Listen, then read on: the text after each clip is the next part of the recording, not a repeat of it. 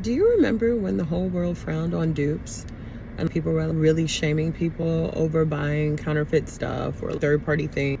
I don't know about you, but in the last few days, I've seen a ton of like to know it followers sharing their Amazon dupe links on the platform. I couldn't help but think that's really fascinating because I remember when dupes were actually frowned upon and there were like lawsuits behind dupes, and there was just this big thing around like luxury versus dupes, and now it seems like it is so normal for people to not only share where they're getting their dupes and a like to know it profile so they can get affiliate marketing commission, but also just talk about it like it's nothing. And let me be honest, there is no shame with it.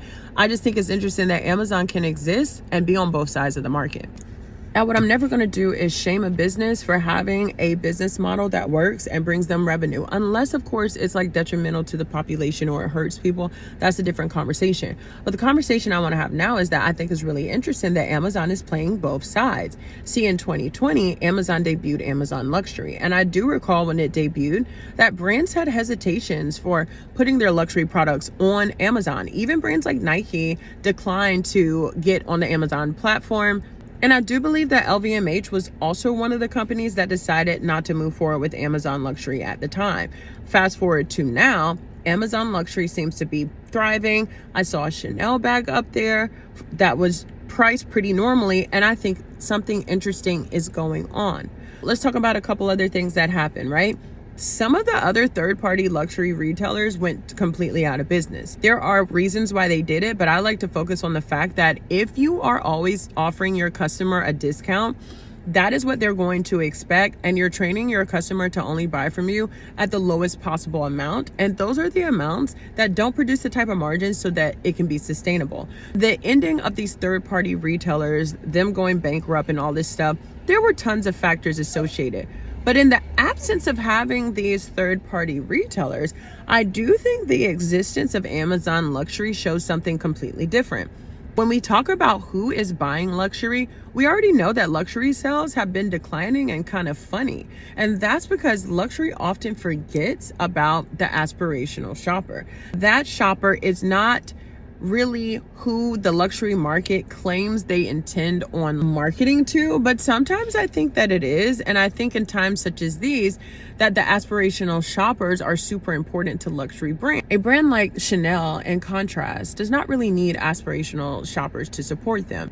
In fact, Chanel raised the price on their items significantly so to further carve out their niche amongst really luxury shoppers and to keep certain people from buying it. And that's a luxury game. I don't really have a qualm about it, but I did want to note that I saw Chanel on Amazon Luxury, so I thought that was interesting. Now, the thing that I find the most interesting is that when tariffs hit and the price of ordering things from China went up, there were some rumors that Chinese goods were obviously like not the same. They weren't good and that you don't need to buy from them anyway. But I showed you on one of my videos that that was not true. And many Chinese factories, whether this was accurate or not, exposed the luxury industry in such a way that it basically showed people the actual cost of doing business. America's getting a dose of fuck around and find out. Now, I'm sure you've been seeing these videos all over TikTok with this information, but the consequences are obviously dire. It's going to change how people do business forever. Now, in my industry, we already know that. We know that all luxury is intrinsic value. Some things are absolutely quality, but most of it is inflated. But by showing this to the masses and to consumers, I think that something psychological happened that we'll see the ramifications of for years to come.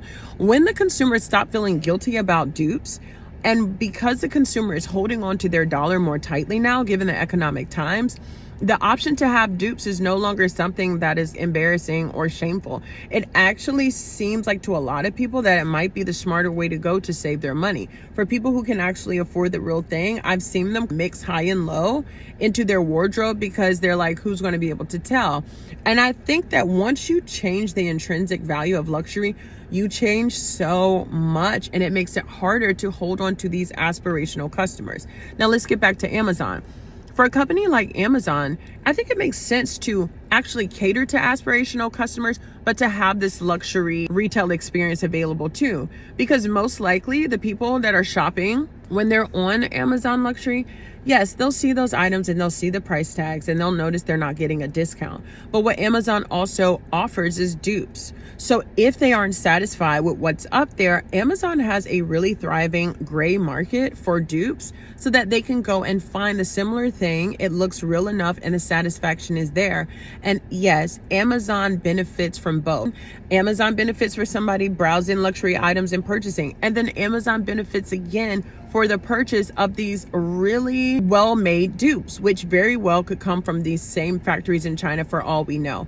Now, I don't know where they're coming from, and I don't know how this works into their overall business, but I do know this is happening. And as consumer sentiment continue to shift, new business models are going to come and adjust to it. And the ones that understand it, don't judge it, don't try to change it, they're going to be winners. But let me know what you think about it.